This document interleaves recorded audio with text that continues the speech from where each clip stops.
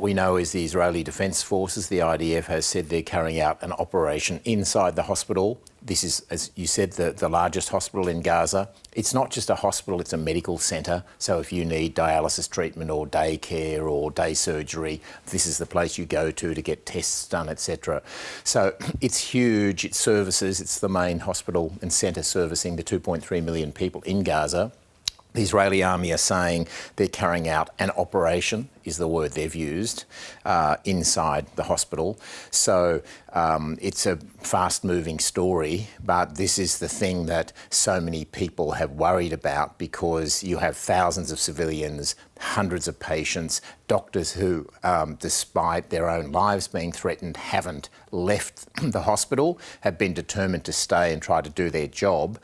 Now, you know, the fear of a lot of people is what could happen when the Israeli soldiers literally go into that hospital. We've already had babies dying there in the last few days, premature babies who have not been able to get the fuel for the incubators, etc.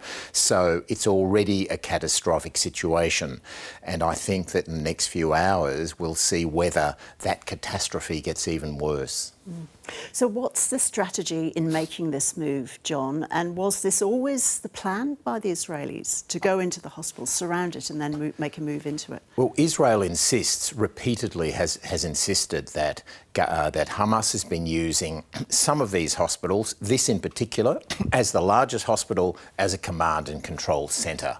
Now, as well as the military and the humanitarian crisis, which is now upon us, the moment of truth in the information war is coming now, because if the Israelis take control of the hospital and they find that there are no tunnels, that Hamas has not been using this for, you know, military purposes, then I think there will be a massive backlash against Israel internationally, because that's been the reason they have said that hospitals have given up their right under international law to be protected. Normally, of course, in theatre of war, hospitals are out of bounds because that's the general understanding of humanitarian law. But Israel has said, because Hamas is allegedly using them as military centres to hide weapons and to run the war, then they rescind that right under international law. So Hamas has been insisting that they have not been used as command and control centres.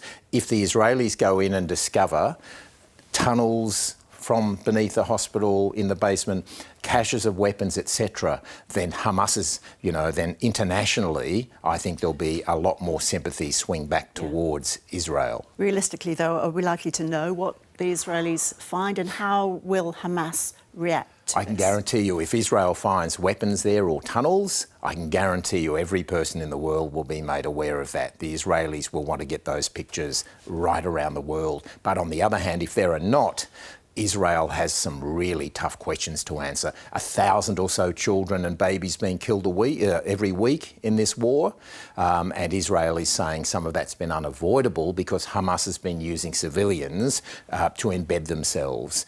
If they find nothing in the hospital, then a lot of the basis of that argument falls, and I think there'll be a major backlash against Israel.